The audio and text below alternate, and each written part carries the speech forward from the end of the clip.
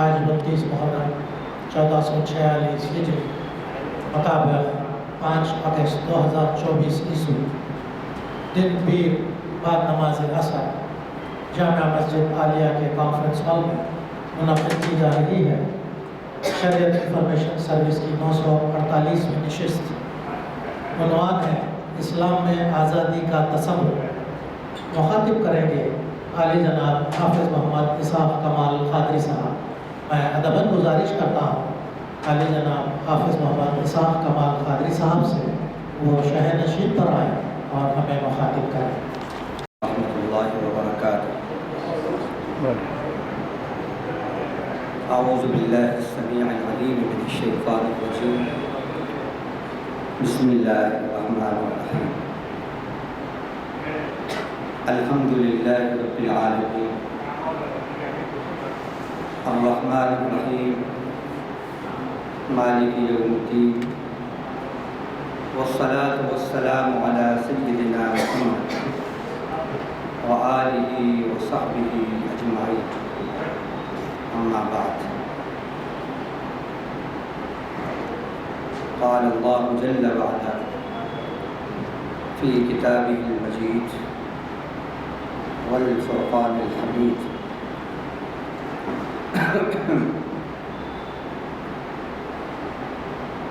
قل ان صلاتی ونسکی ومحیای ومماتی للہ رب العالمین لا شریک لہ وبذلک امرت وانا اول المسلمین۔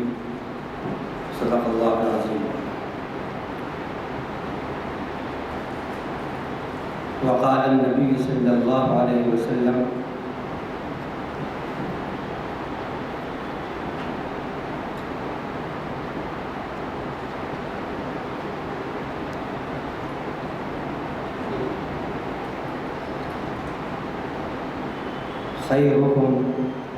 خیرکم من یرجى خیرہ وشرکم من لا یرجى خیرہ۔ صدق اللہ العظیم وصدق رسولہ النبی الکریم۔ ہر قسم کی تعریف کے لائق اللہ ہی کی ذات ہے، اس لیے کہ وہی تمام جہانوں کا پالنہار ہے، اس لیے کہ وہی سب سے بڑھ کر مہربان اور سب سے بڑھ کر رحم فرمانے والا ہے، اس لیے کہ وہی بدلے کے دن کا مالک ہے۔ ایسی شان والے پروردگار کی اس کی شایع نشان درود و سلام اس کے آخری نبی و رسول سیدنا محمد عربی صلی اللہ علیہ وسلم پر، آپ پر، آپ کی ازواج پر، آپ کی اولاد پر، آپ کے اصحاب پر، آپ کی صحابیات پر، اور آپ کے ان تمام امتیوں پر جو آپ کے بتائے ہوئے راستے پر چل رہے ہیں اور قیامت تک چلتے رہیں گے۔ حمد و صلات کے بعد آج بتاریخ 5 اگست 2024 مطابق 29 محرم 1446 ہجری بروز پیر بمقام مسجد عالیہ گن فاؤنڈری کانفرنس ہال بروز پیر بوقت درمیان عصر و مغرب۔ اس وقت شریعت انفارمیشن سروس کی 948ویں نشست کے لیکچر کا عنوان اسلام میں آزادی کا تصور ہے۔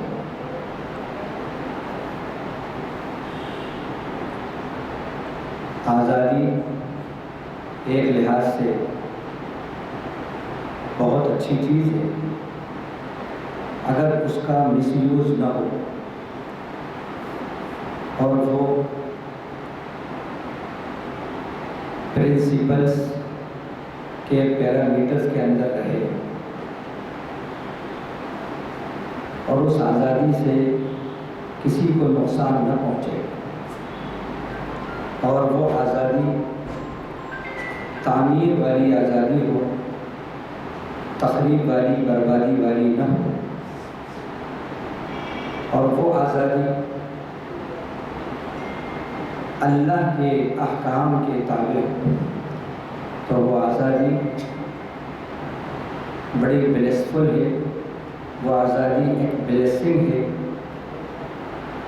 پورے ہول مینکائنڈ، ساری انسانیت کے لیے وہ رحمت ہے، ساری انسانیت کے لیے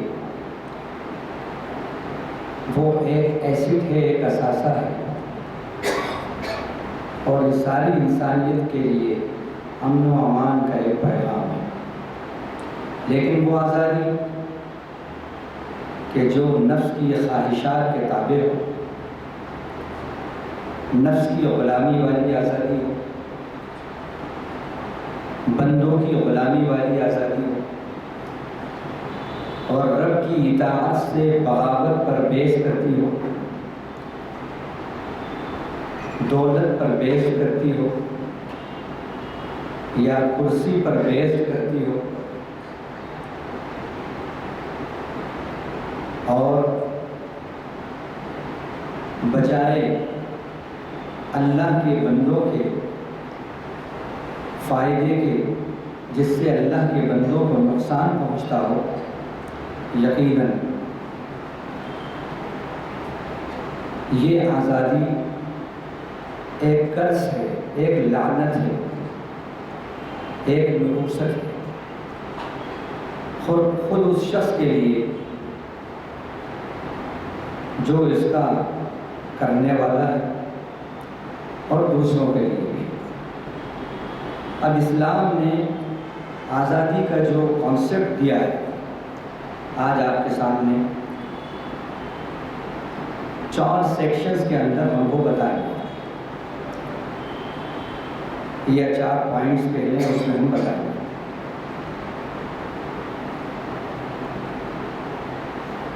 پہلی آزادی وہ آزادی ہے کہ جو رب کی غلامی کے ساتھ اپنے پیدا کرنے والے مالک اور خالق کی غلامی کے ساتھ، اس کے احکام کی اتباع کے ساتھ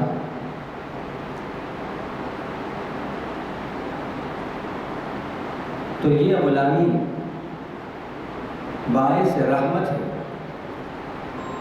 آزادی میں رہ کر یہ غلامی، اور غلامی میں رہ کر یہ آزادی باعث رحمت ہے۔ اس کی مثال ایسی سمجھیے جیسے کہ اولاد ماں باپ کے تابع ہوتی ہے،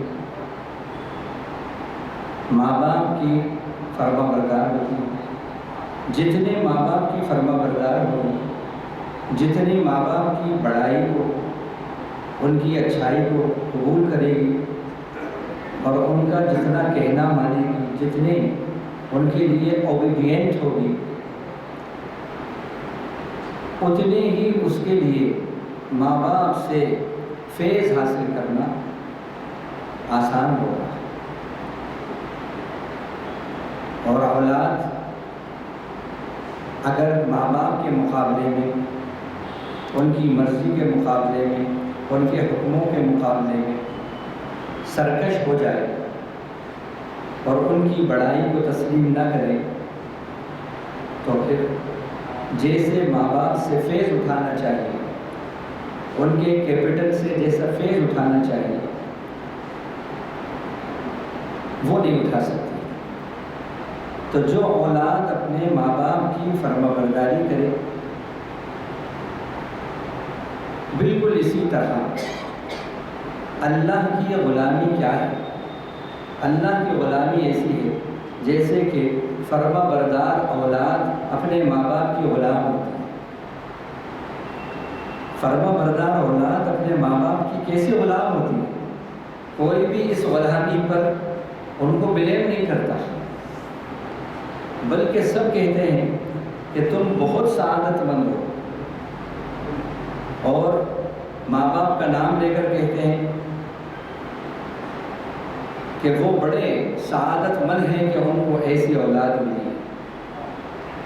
جتنے ماں باپ کی فرما برداری ہو، ان کی خوشی کا جتنا اولاد خیال رکھے گی، ان کے احکام کی جتنی غلامی کرے گی، اس کو غلامی نہیں سمجھا جاتا بلکہ اس کو اطاعت سمجھا جاتا ہے۔ وہ اطاعت میں غلامی ہوتی ہے، لیکن وہ غلامی آزادی والی غلامی ہے، اطاعت والی غلامی ہے۔ بس اسی طرح بندے کی رب کے مقابلے میں جو غلامی ہے وہ ایسی ہی ہے جیسے اولاد کی ماں باپ کے حق میں غلامی۔ وہاں پر کوئی اس غلامی کو غلامی نہیں سمجھتا بلکہ اس غلامی کو اولاد کی سعادت سمجھتا ہے۔ بالکل اسی طرح بندہ جب اپنے مالک، اپنے خالق، اپنے رب کا، اپنے محسن کا وفادار فرما بردار ہوتا ہے تو بالکل اسی طرح وہ بھی فرشتوں کے درمیان، اللہ کے ولیوں کے درمیان، اللہ کے نیک لوگوں کے درمیان وہ بھی رب کا چہیتا کہلاتا ہے۔ تو رب کی غلامی اطاعت کی بیانی ہے، اطاعت کی زبانی رب کی غلامی۔ اب وہ کیسی ہے؟ یہ بندے کا فخر ہے، بندے کا فخر ہے، اس کی رب کی بندگی اس کے لیے فخر ہے۔ اقبال نے کہا تھا، تقدیر کے پابند نباتات و جمادات، تقدیر کے پابند نباتات و جمادات، مومن فقط احکام الہی کا ہے پابند۔ اقبال کی ضرب کلیم کی یہ نظم جو اسلام اور مسلمانوں کے عنوان سے ہے، اس میں یہ شعر ہے، نباتات جمادات وہ تقدیر کے پابند ہیں، لیکن مومن اپنے رب کے احکام کا پابند ہے اور غلام ہے۔ جتنی رب کی غلامی اطاعت کی زبانی ہوگی اتنی ہی اس کی عظمت اور شان دونوں جہاں میں نمایاں ہوگی۔ اب اس کی میں کچھ جھلکیاں دیتا ہوں۔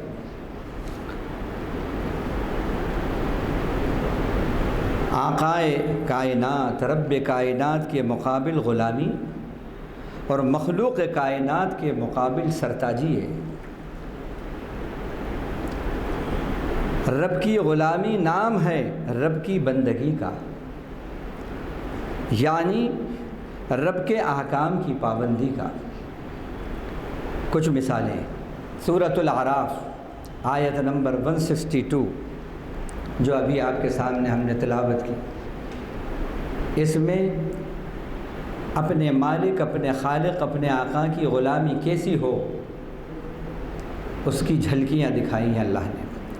قل ان صلاتی ونسکی ومحیای ومماتی للہ رب العالمین لا شریک لہ وبذالک امرت وانا اول المسلمین۔ اے نبی آپ فرما دیجئے، بے شک میری نماز، میری قربانی، میرا جینا اور میرا مرنا سب کا سب اللہ کے لیے ہے جو سارے جہانوں کا پالن ہار ہے۔ یعنی میری پوری زندگی ٹوٹل ڈیووٹیڈ ہے میرے رب کے آگے۔ وہ رب العالمین ہے اور یہ سب اس لیے ہے کہ وہی ساری کائنات کا پالن ہار اور چلانے والا ہے اور اس کا کوئی شریک نہیں ہے۔ اس آیت کے اندر اللہ تعالیٰ نے نماز، قربانی، جینا اور مرنا سب رب کے احکام کے تحت ہو یہ بتایا۔ دوسری آیت سورۃ الزاریات کی 56 نمبر کی آیت اللہ نے فرمایا، وَمَا خَلَقْتُ الْجِنَّ وَالْإِنسَ إِلَّا لِيَعْبُدُونَ، میں نے جنات اور انسانوں کو نہیں پیدا کیا مگر پیدا کیا تو اس لیے کہ وہ میری بندگی کریں، میری بندگی۔ غلامی یعنی میری بندگی کرے۔ اسی طرح سورۃ الملک کے اندر اللہ تعالیٰ نے فرمایا مقصد حیات، زندگی کا ٹارگیٹ اور زندگی کا پرپز آف لائف کیا ہے، اللہ تعالیٰ نے وہ بتایا۔ تبارک الذی بیدہ الملک وہو علی کل شیء قدیر الذی خلق الموت والحیاۃ لیبلوکم ایکم احسن عملا۔ بابرکت ہے وہ ذات جس کے ہاتھ میں سارا اقتدار اور سارا اختیار ہے، اور وہ ہر چیز پر بھرپور قدرت رکھتا ہے۔ وہ ہے جس نے موت اور زندگی کو پیدا کیا، کاہے کے لیے؟ لیبلوکم ایکم احسن عملا، تاکہ وہ تمہاری آزمائش کرے کہ عمل کے اعتبار سے تم میں سب سے حسین عمل کرنے والا کون ہے، سب سے حسین عمل کرنے والا کون ہے۔ اب غور کریں آپ، سورہ زاریات کی آیت کے اندر اللہ تعالیٰ نے وہاں کیا فرمایا تھا؟ ہم نے نہیں پیدا کیا مگر اس لیے کہ تم میری بندگی کرو، اور یہاں پر کہا پیدائش کا مقصد یہ بتایا کہ حسن عمل، بہترین عمل ہونا چاہیے۔ تو دو مقصد ہو گئے زندگی کے، ایک مقصد رب کی غلامی، عبادت اور بندگی، اور دوسرا حسن عمل۔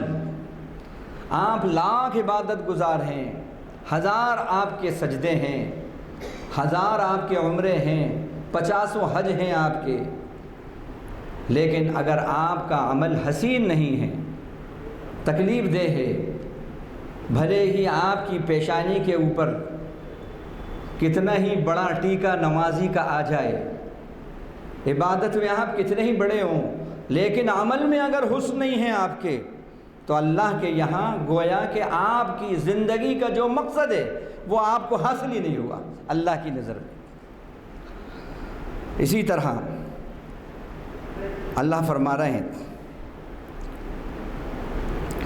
وَمَا كَانَ لِبَشَرٍ أَن يُؤْتِيَهُ اللَّهُ الْكِتَابَ وَالْحُكْمَ وَالنُّبُوَّةَ ثُمَّ يَقُولَ لِلنَّاسِ كُونُوا عِبَادًا لِّي مِن دُونِ اللَّهِ وَلَٰكِن كُونُوا رَبَّانِيِّينَ بِمَا كُنتُمْ تُعَلِّمُونَ الْكِتَابَ وَبِمَا كُنتُمْ تَدْرُسُونَ۔ کسی انسان کے لیے یہ مناسب ہی نہیں ہے کہ جس کو کتاب دی گئی ہو اور وزڈم، عقل مندی اور ذہانت، سوجھ بوجھ دی گئی ہو، اور نبوت دی گئی ہو، یعنی نبی کی بات کر رہے ہیں، وہ یہ کہیں کہ تم سب میرے بندے بن جاؤ، کونوا عبادا لی من دون اللہ، اللہ کو چھوڑ کر میرے غلام بن جاؤ۔ نبی وقت بھی یہ الفاظ اگر بولیں اور کہیں کہ تم سب میرے غلام بن جاؤ، تو اللہ نے کہا یہ نبی کے لیے بھی زیبہ نہیں ہے، غلامی صرف اور صرف رب کائنات رب العالمین کے لیے سزاوار ہے۔ اور وہ غلامی بھی کیسی؟ جیسے میں نے ابھی مثال دی، اولاد کی غلامی جیسے اپنے ماں باپ کے لیے ہوتی ہے، وہ کیسی ہوتی ہے؟ وہ کیسی ہوتی ہے؟ اطاعت کی صورت میں ہوتی ہے، ان کے احکام کے کو فالو کرنے کی صورت میں ہوتی ہے، ٹوٹل اوبیڈینس میں ہوتی ہے، ٹوٹل اوبیڈینٹ ان کا بن کر ہوتی ہے۔ کوئی اس فرما برداری کو، اس غلامی کو خراب اور غلط نہیں سمجھتا، بالکل ایک بندے کی غلامی اپنے رب کے لیے بھی ایسی ہی ہونا چاہیے۔ کیوں؟ اس لیے کہ اللہ تعالیٰ کے بارے میں اللہ کے نبی صلی اللہ علیہ وسلم فرمایا کہ وہ اپنے بندوں سے 70 ماؤں سے بڑھ کر، اور بلکہ ان سے بھی 99 درجہ زیادہ بڑھ کر محبت کرتا ہے۔ تو جب، اور حدیث میں آتا ہے محبت کا ایک درجہ ہے جو اتارا ہے اللہ نے دنیا میں، اسی ایک درجے سے پوری دنیا میں محبتیں اور رحم بٹا ہے، چھٹ چھٹا کے، کٹ کٹا کے، بٹ بٹا کے ایک اس کا حصہ ماں باپ کے حصے میں آیا۔ جانوروں میں تقسیم، انسانوں میں تقسیم، چرند میں تقسیم، پرند میں تقسیم، اب انسانوں میں ماں باپ کے حصے میں کتنا آیا، لیکن کتنی محبت ہوتی ہے، خلوص والی محبت اگر ہے تو ماں باپ کی۔ باقی ساری محبتوں کے اندر لالچ ہو سکتی ہے، لیکن ماں باپ کی محبت میں خلوص ہے، اور ان کی محبت کی مثال دی جاتی ہے، وہ خاص طور سے ماں کی محبت کی مثال دی جاتی ہے۔ اللہ حنان بھی ہیں، منان بھی ہیں۔ اللہ کی یہ دو صفات 99 جو اللہ کی صفاتی نام ہیں ان میں آئی ہے، الحنان المنان۔ الحنان کون سی معنی؟ الحنان کے معنی بھی بہت محبت کرنے والا، المنان کے معنی بھی بہت محبت کرنے والا، سبحان تیری قدرت۔ لیکن الحنان کون سی محبت کو کہتے ہیں؟ باپ سے بڑھ کر محبت کرنے والا، جیسے باپ محبت کرتا ہے اس سے بھی 99 درجہ بڑھ کر محبت کرنے والا وہ الحنان ہے، وہ رب کی ذات ہے۔ اور المنان ماں جیسی محبت کرنے والا، بلکہ ماں سے بھی 99 درجہ بڑھ کر محبت کرنے والا، اس کو المنان کہتے ہیں۔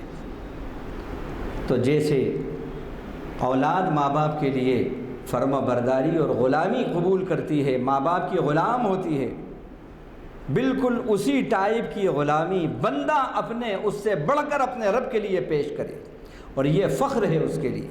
فرمایا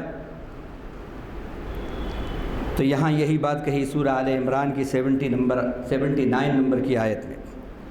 اسی طرح سورہ کافرون کے اندر، یہ سورہ ہم ائمہ حضرات سے خوب سنتے ہیں مغرب کی نماز میں، لیکن عجیب بات ہے 80% ائمہ حضرات کو خود نہیں معلوم کہ سورہ کافرون کے معنی کیا ہے۔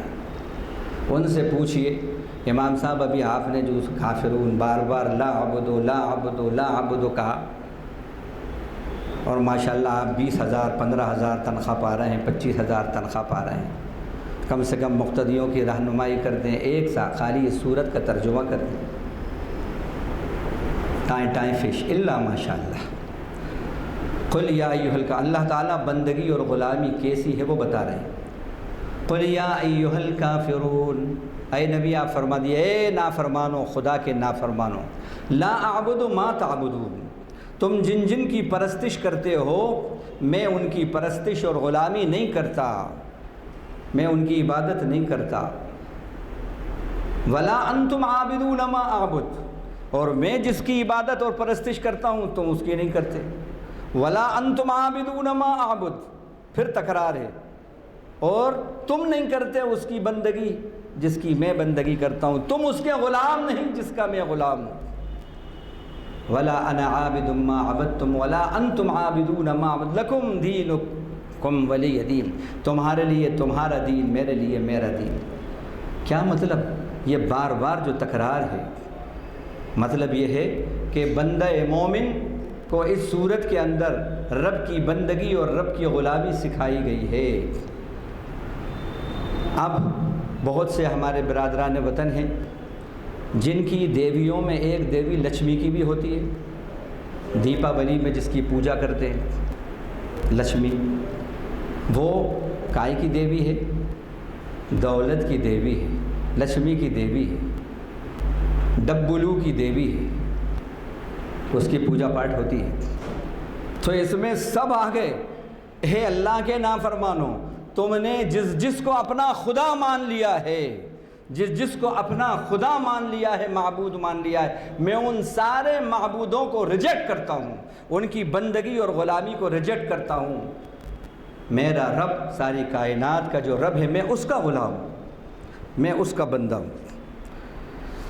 اسی طرح اللہ تعالیٰ نے فرمایا لا تسجدوا للشمس ولا للقمر، نہ سورج کو سجدہ کرو اور نہ چاند کو سجدہ کرو، واسجدوا للہ الذی خلقہن ان کنتم ایاہ تعبدون، یہاں بھی دیکھیے وہی لفظ آیا تعبدون، اور عبد کے معنی بندے، عبد کے معنی غلام۔ تم نہ سورج کو سجدہ کرو نہ چاند کو سجدہ کرو، بلکہ جس نے سورج اور چاند پیدا کیا ہے اس کو سجدہ کرو۔ سورہ فصلت یا حامیم السجدہ آیت 37، اس کے اندر اللہ کہہ رہے ہیں کہ اگر واقعی تم اللہ ہی کے بندے ہو تو سجدہ بھی صرف اللہ ہی کو کرو۔ اب اس میں کیا بتایا؟ اب ہم اگر اللہ کو چھوڑ کر کہیں اور سجدے کر رہے ہیں، جھنڈے کو، گنڈے کو، ڈنڈے کو، بندے کو سجدے کر رہے ہیں، تو اس کا مطلب ہے کہ ہماری رب کی غلامی کے اندر کمی ہے، بے وفائی ہے۔ قرآن کہہ رہا ہے اگر تم بندے ہو رب کے تو صرف اور صرف رب کو سجدہ کرو، سورج اور چاند کا جو خالق ہے اس کو سجدہ کرو۔ سجدہ خالق کے لیے ہے، مخلوق کے لیے نہیں ہوتا۔ سجدے کا لائق خالق ہے، معبود ہے، مخلوق نہیں ہوتی۔ خالق پیدا کرنے والا کریٹر ہے، اسی کو سجدہ سزاوار ہے۔ جو کریٹر نہیں ہے، کریٹڈ ہے اور کریچر ہے، اس کے لیے سجدہ نہیں ہے۔ جو خالق ہے وہی معبود اور مسجود بننے کے لائق ہے۔ اس میں بھی بندگی کیسی ہو اور غلامی کیسی ہو وہ بتائی گئی۔ اسی طرح سورہ بقرہ آیت 172 میں اللہ فرماتے ہیں یا ایھا الذین آمنوا کلوا من طیبات ما رزقناکم واشکروا للہ ان کنتم ایاہ تعبدون۔ اب ہمارے یہاں غلامی کا تصور کیا ہے؟ آپ جھک جانا، سجدے کرنا، ڈنڈوت کرنا، پرکرما کرنا وغیرہ وغیرہ، اسی کو سمجھتے ہیں نا۔ اب دیکھیے اس آیت کے اندر کیا تصور ہے رب کی غلامی کا اور رب کی بندگی کا۔ اللہ فرما رہے ہیں کہ اے ایمان والو، اللہ ایمان والوں کو ایڈریس کر کے کہہ رہے ہیں کلوا من طیبات ما رزقناکم، جو ہم نے پاکیزہ رزق دیا ہے اس میں سے ہی کھاؤ۔ خبردار ناپاک رزق سے ہاتھ نہیں لگانا، حرام رزق سے ہاتھ نہیں لگانا۔ واشکروا للہ ان کنتم ایاہ تعبدون، اگر تم اللہ ہی کے باقی بندگی کرتے ہو تو اللہ ہی کے شکر گزار بنو۔ اب یہاں غور کریے، حلال روزی کا کھانا اور شکر گزاری، اس میں تو بظاہر کوئی بندگی ایسی جو ہم جس کو سوکال بندگی سمجھتے ہیں، غلامی، وہ نظر نہیں آ رہی۔ ایک آدمی حلال روزی کھا رہا ہے اور کما رہا ہے، کھا رہا ہے، اس کو بھی قرآن کہہ رہا ہے یہ بھی بندگی ہے رب کی، یہ بھی رب کی غلامی ہے، یہ بھی عبادت ہے۔ ایک آدمی رب کا شکر گزار ہے، قرآن کہہ رہا ہے یہ بھی عبادت ہے، یہ بھی رب کی بندگی ہے۔ تو غلامی رب کی کیا ہے؟ رب کی اطاعت کا نام، رب کی بندگی کا نام غلامی ہے۔ غلامی رب کی بندگی کا نام۔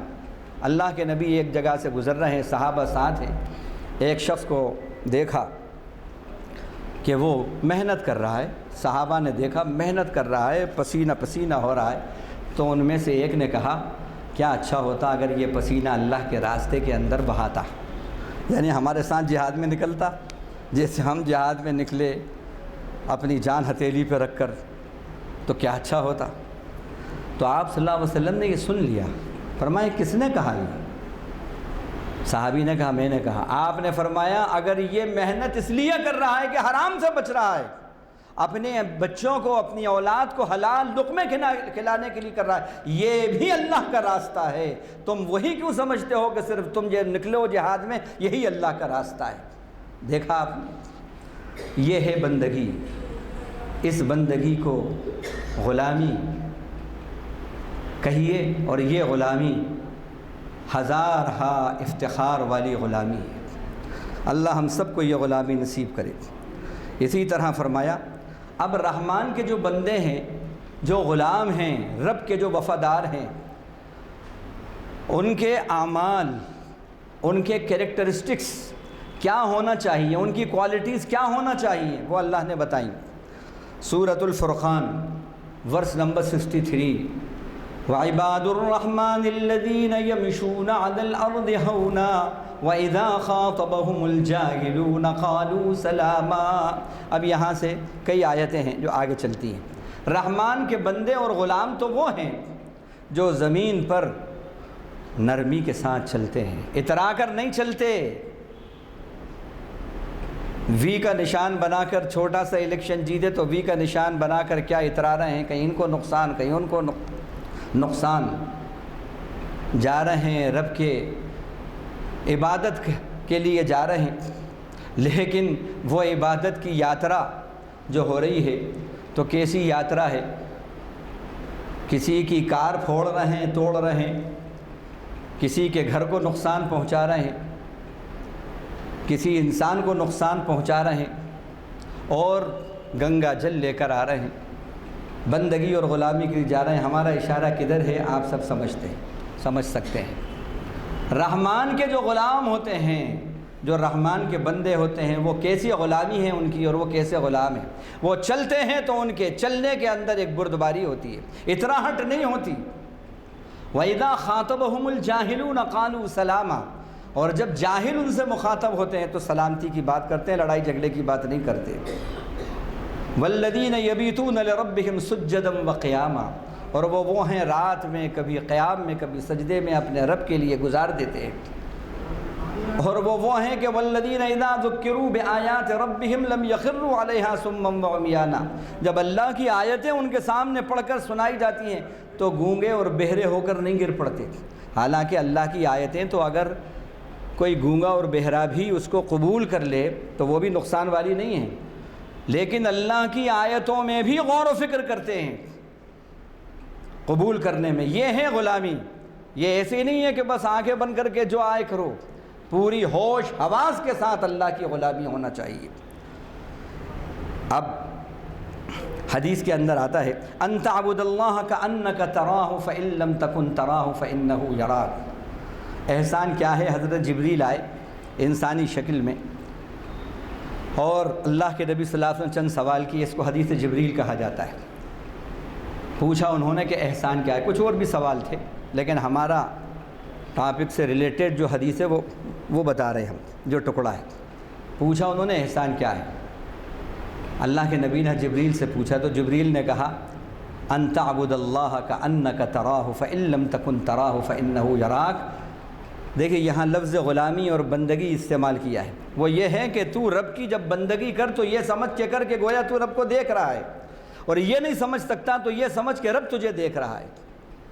یہ ہے احسان, اس کو کہا احسان. یعنی ہر وقت اللہ کے فیلنگ آف پریزنس میں اپنے آپ کو رکھنا, زندگی میں رب کا فیلنگ آف پریزنس ہر لمحہ ہر جگہ رہنا. جیسا ہم نے شاید کسی لیکچر میں اس سے پہلے آپ کو بتایا تھا, ایک ہوتا ہے فیلنگ آف ایگزسٹنس رب کا, ایک ہے فیلنگ آف ایگزسٹنس, ایک ہے رب کا فیلنگ آف پریزنس, ایک ہے اللہ کے وجود کا احساس اور ایک ہے اللہ کی موجودگی کا احساس. اللہ کے وجود کا احساس تو ہر مسلمان کو ہے, چاہے وہ باعمل ہو یا بے عمل ہو, سب کو ہے. لیکن یہ احساس انقلاب نہیں لاتا. اللہ کی موجودگی کا احساس کہ ہر وقت میرے ایک ایک عمل ایک ایک ایکٹیویٹی کو وہ دیکھ رہا ہے, میری ہر سرگرمی پر اس کی نظر ہے, ہر شے کی اس کو خبر ہے, ہر شے پہ اس کی نظر ہے. یہ ہے احسان, فیلنگ آف پریزنس. رب کی غلامی, اسلام جو غلامی کا تصور دیتا ہے کہ تم رب کے غلام بنو تو کیسے, ہر لمحہ تمہارے اندر فیلنگ آف پریزنس رہنا رب کا. جب یہ آتا ہے تو پھر وہ بندہ سب کے لیے رحمت بن جاتا ہے, اپنوں کے لیے بھی پرایوں کے لیے بھی. کوئی پرائے پھر نہیں رہتے اس کے, سب رب کی سنتان ہوتے ہیں اس کے لیے. جیسا کہ حدیث میں آیا الخلق عیال اللہ, ساری مخلوق اللہ کا کنبہ ہے اور تم میں سب سے بہترین اللہ کے نزدیک وہ ہے جو اللہ کے کنبے کے ساتھ حسن سلوک کرے. یہ ہے اسلام کی غلامی کا جو تصور, صرف یہ غلامی رب کی ہے. اب اس غلامی کے اندر بھی چند باتوں کا خیال, آزادی دی ہے اللہ نے اس غلامی, اپنی بندگی میں بھی آزادی دی ہے. کائی کی آزادی؟ فری ول کی آزادی. فری ول دی آپ کو. اللہ کے جو احکام ہیں, دین کو قبول کرنا, دین کے احکام پہ چلنا, حلال کو حلال حرام کو حرام سمجھنا, اس پورے معاملے میں آزادی دی ہے. فرمایا لا اکراہ فی الدین, دین میں کوئی زبردستی نہیں ہے. آپ پکڑ کے کسی کو مسلمان بنائیں, ڈالر کی بیس پر, یورو کی بیس پر, درہم اور دینار کی بیس پر, وہ قبول ہی نہیں ہے اسلام. لا اکراہ فی الدین, قرآن نے کہہ دیا زبردستی دین میں ہے ہی نہیں. تو اللہ نے دین اسلام کے اندر بھی فری ول دی ہے, چوائس دیا ہے, لبرٹی دی ہے. اس کے بعد پورا پرکھنے کے چانس دیے ہیں, صحیح کیا ہے غلط کیا ہے وہ قرآن کی شکل میں بتایا. نبی کی سیرت کی شکل میں بتایا، نبی کی احادیث کی شکل میں بتایا، اور نبی کو بیسٹ رول ماڈل کہا، اور پھر اس کے بعد کہا کہ اب سوچ وچار کر کے پرکھ کے تمہارا ضمیر کہے اور ضمیر کی آواز تمہیں اسلام لگے تو اسلام قبول کرو، جس کا نتیجہ یہ ہو رہا ہے کہ اس وقت غزہ اور فلسطین کے اندر 2 لاکھ سے زیادہ معصوم بچوں کی، عورتوں کی اور مردوں کی شہادتیں ہو چکی ہیں۔ لیکن دوسری طرف دوسرا پہلو یہ ہے کہ یورپ کے اندر ابھی تک کی جو رپورٹ ہے یورپ میں اور پھر سارے جو ہے دنیا کے اندر، ابھی تک 1.5 لاکھ سے 2 لاکھ لوگ اسلام قبول کر چکے ہیں۔ فلسطین کے ایمان کو دیکھ کر، چھوٹے چھوٹے بچوں کے ایمان کو دیکھ کر، عورتوں کے اللہ کے لیے ان کی غلامی اور ان کی اسٹیبلٹی اور ان کا استحکام۔ ایک چھوٹا بچہ ہے، مشکل سے 7 سال عمر ہے، راشن تقسیم ہو رہا ہے، کھانا بٹ رہا ہے، وہ تھال لے کر حاصل کرنے کے لیے کھڑا ہے، لائن میں لگا ہے، کافی دیر میں اس کا نمبر آیا، پہنچا تو ختم ہو گیا راشن، لیکن بہت خوش وہاں سے وہ واپس آ رہا ہے۔ انٹرویور نے اس سے پوچھا کیا ہوا، اور ان کا حسبنا اللہ ونعم الوکیل، الحمدللہ، سب تعریف اللہ کے لیے، اللہ ہمارے لیے کافی ہے۔ یہ منظر اتنے خطرناک، ان کے عزائم کو ڈسکریج والی چیزیں، ایک شخص کے 50 اور 60 خاندان کے افراد پورے کے پورے ختم ہو گئے، لاشیں رکھی ہیں سامنے، بوڑھا ہے، لیکن اس کے باوجود کہہ رہے اللہ ہم تجھ سے راضی ہیں، ہم راضی ہیں تیرے فیصلے پر، الحمدللہ۔ ابھی اسماعیل ہنیہ کی جو شہادت ہوئی تو اس پر تقی عثمانی صاحب نے، میشل جو ہیں احمد، جو ان کے دوست ہیں بڑے قریبی عزیز اسماعیل ہنیہ کے قطر میں، ان کو ان کو تعزیت پیش کی، کیونکہ تعزیت ہی پیش کی جاتی ہے، تو وہ کہتے ہیں تعزیت نہیں تہنیت آپ پیش کیجیے، مبارکباد دیجیے۔ جو شہادت کو تہنیت سمجھ رہا ہو، تعزیت نہ سمجھ کر تہنیت سمجھ رہا ہو، اس قوم کو دنیا کی کوئی قوم نہیں ہرا سکتی۔ یہی وہ غلامی ہے، رب کی غلامی، جو اس وقت تک سینکڑوں ہزاروں لوگوں کو اسلام میں داخل کر چکی ہے۔ تو اسلام نے فری ول دی ہے، ٹوٹل چوائس دیا ہے، لبرٹی دی ہے، مکمل ایکسٹریم لبرٹی دی ہے اسلام قبول کرنے میں، اللہ کی غلامی قبول کرنے میں۔ اور پھر اس کے بعد میں اب اس پر کچھ جلدی کچھ آپ کو بتا دوں۔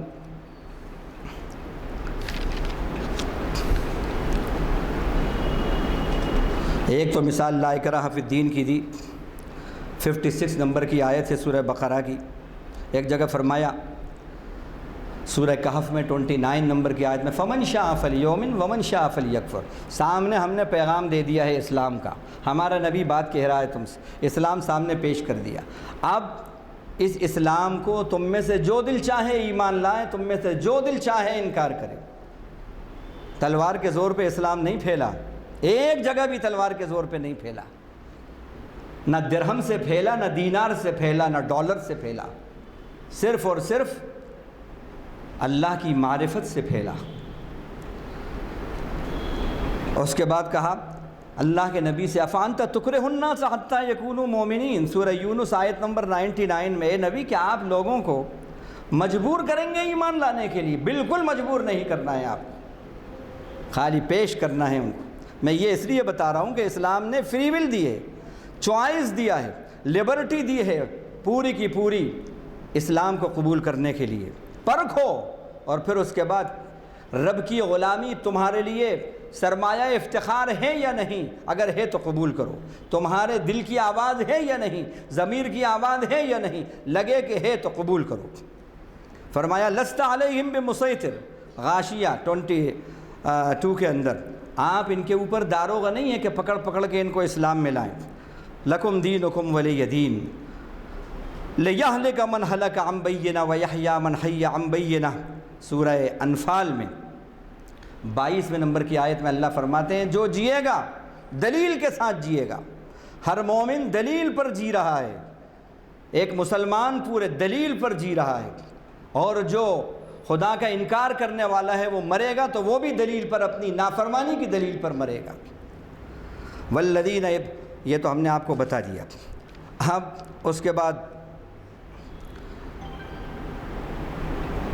اللہ کے نبی کے ایک صحابی ہیں، ان کے بارے میں آتا ہے معرکہ قاسیہ کے اندر۔ ہاں ایک آیت اور، موسیٰ علیہ السلام فرعون کے پاس جاتے ہیں، اللہ کے حکم سے حکم ہوتا ہے جاؤ فرعون کے پاس، اس نے بنی اسرائیل کو جو قید کر لیا ہے غلام بنا لیا ہے، جا کر اس سے کہو کہ غلامی سے نجات دے، بندوں کی غلامی، مکمل طور پر غلامی اسلام پسند نہیں کرتا، اسلام نے بندوں کی غلامی سے بندوں کو نکالا ہے۔ تو حضرت موسیٰ علیہ السلام وہاں پہنچتے ہیں اور پھر اس کو کہتے ہیں کہ ارسل معنا بنی اسرائیل، بنی اسرائیل کو رہا کر دو، جو غلام بنا لیا ہے نکالو۔ اسلام کا جو تصور ہے آزادی کا وہ بتا رہا ہوں۔ تو اس پر کیا ہوا؟ اس پر اس نے کہا کہ تم نے ہمارے یہاں پرورش پائی، ہم نے تم پر اتنے احسان کیا، ہم نے یہ کیا یہ کیا، اور تمہاری ہمارے سامنے یہ جرت۔ تو اس پر سیدنا موسیٰ نے کیا الفاظ کہے ہیں غور کریں، نبی کی زبانی کے الفاظ نکل سکتے ہیں۔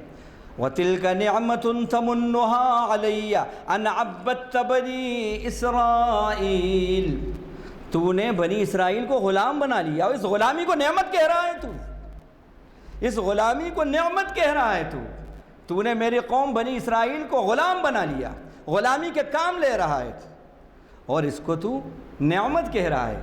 یہ ہے اسلام کا آزادی کا تصور کہ رب کا غلام اور کائنات کا امام، مومن رب کا غلام اور کائنات کا امام ہوتا ہے۔ اسی طرح ایک صحابی ہیں ربعی بن عامر، قاسیہ کی جنگ 636 ہجری کے اندر ہوتی ہے، جس پر اللہ تعالیٰ نے 2 لاکھ مسلمانوں، 2 لاکھ اللہ کے نافرمانوں پر چند ہزار مسلمانوں کو فتح عطا فرمائی تھی۔ یہ رومیوں سے جنگ تھی، انہوں نے جا کر اپنا پڑاؤ کیا۔ تو حضرت سعد بن ابی وقاص اس جنگ کے کمانڈر ہیں، انہوں نے بادشاہ وقت جو رستم تھا، روم کا جو بادشاہ رستم تھا،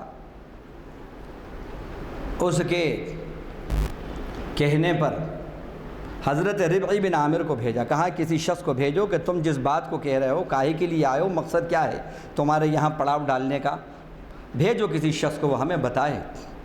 ربعی بن عامر جاتے ہیں، اب جو رستم کے دربار میں پہنچتے ہیں، بڑے اونچے اونچے قالین، ریشم اور سونے اور چاندی، اور اوپر سے ریل پیل سونے اور چاندی کی، اوہ کہ دیکھ کے ہی کوئی آدمی مرعوب ہو جائے۔ لیکن یہ اپنے چھوٹے سے گھوڑے پر جاتے ہیں اور دربار میں داخل ہوتے ہوئے چلے جاتے ہیں، وہ قالین بچھے ہیں بڑے اعلیٰ قسم کے، اس کے اوپر اپنے گھوڑے کو چلاتے ہوئے لے جاتے ہیں۔ درباری کچھ آئے، کچھ روکنے کی کوشش کی، ان کا ہم خود سے نہیں آئے ہیں، ہم بلائے ہوئے مہمان ہیں، بادشاہ وقت نے بلایا ہے، چھوڑ دیا انہوں نے بڑے اطمینان سے۔ بادشاہ، اور یہ کون ہے؟ بیزنٹائن اور رومن امپائر 2 ہی سپر پاور تھے اس زمانے کے اندر، ایرانی سلطنت اور رومی سلطنت۔ یہ رومی سلطنت آدھی دنیا پر اس کی حکمرانی تھی، اتنا بڑا سپر پاور ہے۔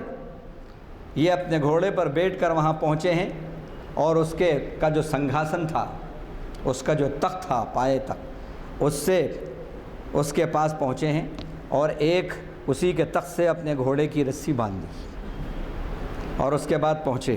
اب وہ پوچھتا ہے کاہے کے لیے آئے؟ اللہ اکبر! جو انہوں نے اس وقت الفاظ بولے ہیں، وہ الفاظ سنیں آپ۔ انہوں نے کہا ہم اس لیے آئے ہیں اے بادشاہ سلامت تمہارے پاس، لنخرج العباد من عبادت العباد الی عبادت اللہ، تاکہ ہم بندوں کو بندوں کی غلامی سے نکال کر ساری کائنات کا جو رب ہے اس کی غلامی کی طرف لے آئیں۔